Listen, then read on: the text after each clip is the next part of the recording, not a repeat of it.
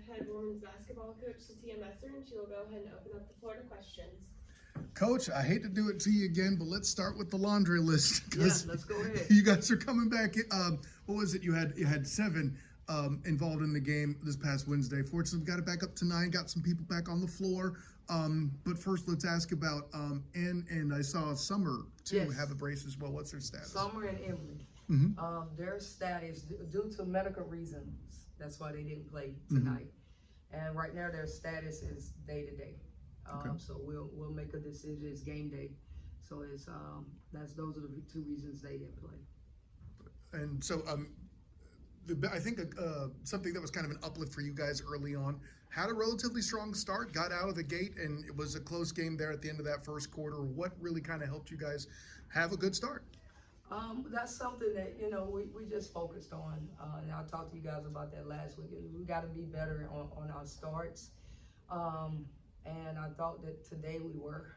And we threw some young players in the fire. Mahogany got a start. And that's, really good for a freshman. That's something in practice we've been intentional about is our starts. Well, and you mentioned it too. So you have Mahogany with her first start. You got young players out there. And then Ashol, while she's a veteran, is out on the perimeter where she normally isn't. And you're still having a low turnover count in that quarter.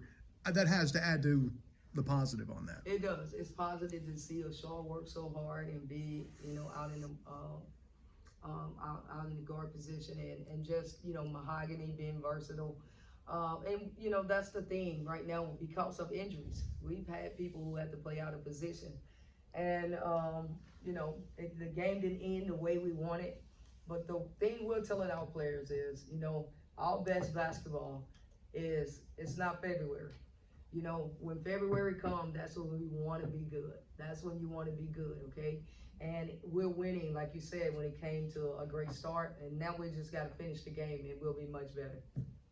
Yes. Go ahead. So honestly, I don't think I ever really introduced myself, but I'm Andrew and this is Cassidy. Nice to meet you guys.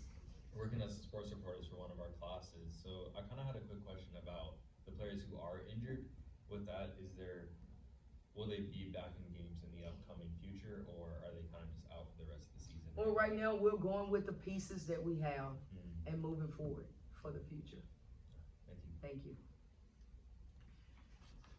Coach, you were able to get KP back into the lineup for this, and how big was it to kind of get her back and add one more person on the court for this one? KP offensively, we all know what she can bring, so it was good to get her in the flow of things from the offensive standpoint. So happy that she was able to help us.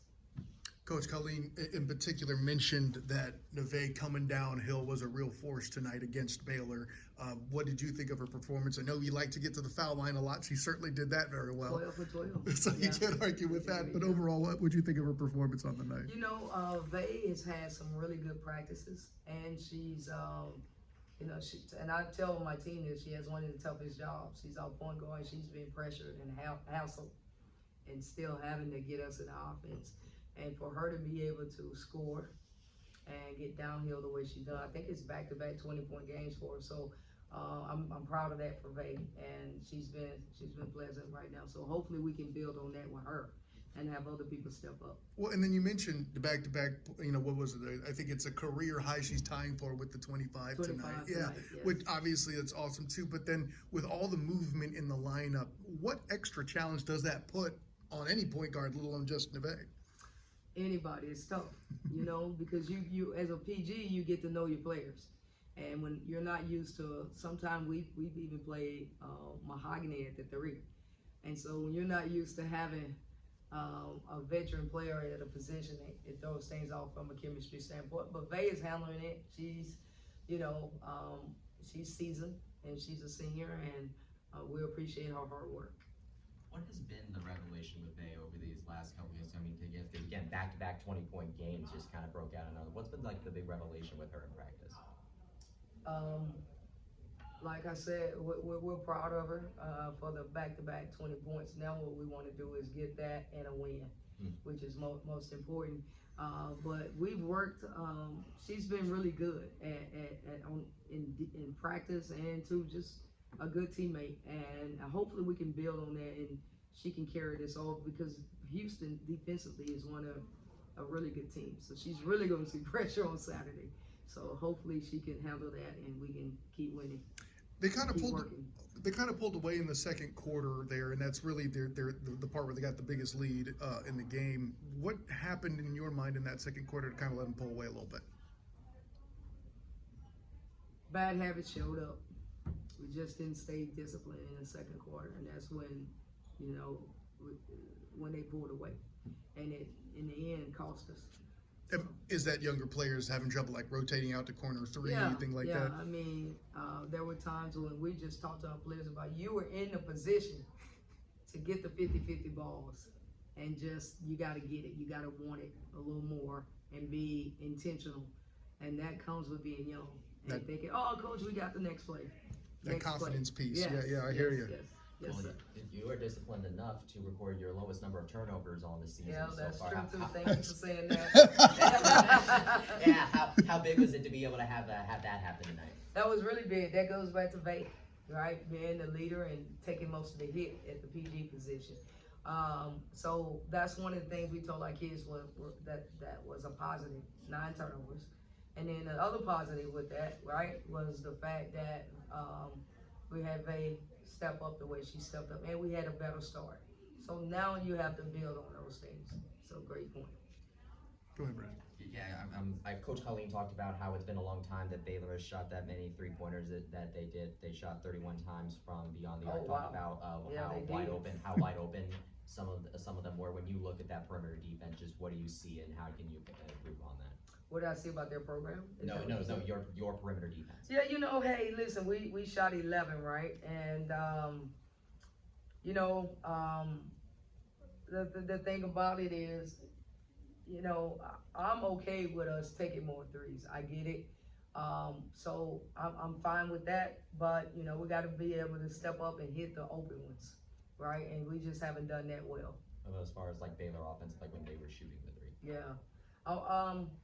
You know, I was okay with them.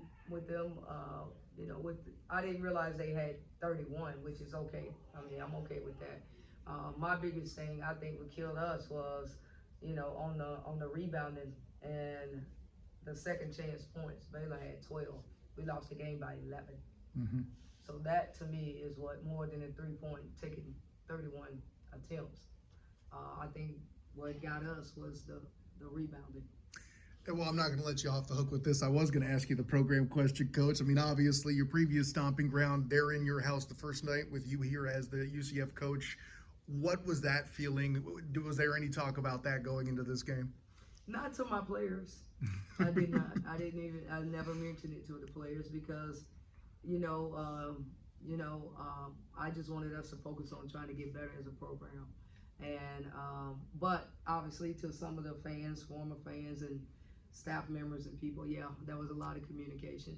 And I wish them nothing but the best because I had some great years there. Heading over to Houston, and you, I was going to mention it, but you took care of it. You did. The rebounds are a thing. I'm going to take that kind of off the table because we know you're going to work on that between now and Saturday. But what's something else that you mentioned? Houston's a great defensive team. What's something else you're going to be looking for from your crew? Turnovers. You said it. I mean, we got to make sure that we take care of the ball against Houston. Like I said, they're one of the best and most aggressive teams in our league when it comes to defense. And so we got to make sure we take care of the ball. So that. And the 50-50 balls are really going to count Saturday. We got to be intentional about finishing and getting those. Last question. Oh, well, then, yeah, last one for me is that game against Houston is kind of an opportunity to get a spark before you have that road trip out west. How big is that? And then what would you be able to learn possibly from taking that road trip? You got BYU and Utah back-to-back right after that. It is. It's hopefully a spark, but Houston is a great team, and it's a team that beat Oklahoma State. Oklahoma State is one of the best teams in our league right now. Mm-hmm. So, all thing is everybody counts, and we got to go at everybody, not just Houston, everybody. So, great course. All right, thank you guys. Thank you, Coach. All right, have a good one.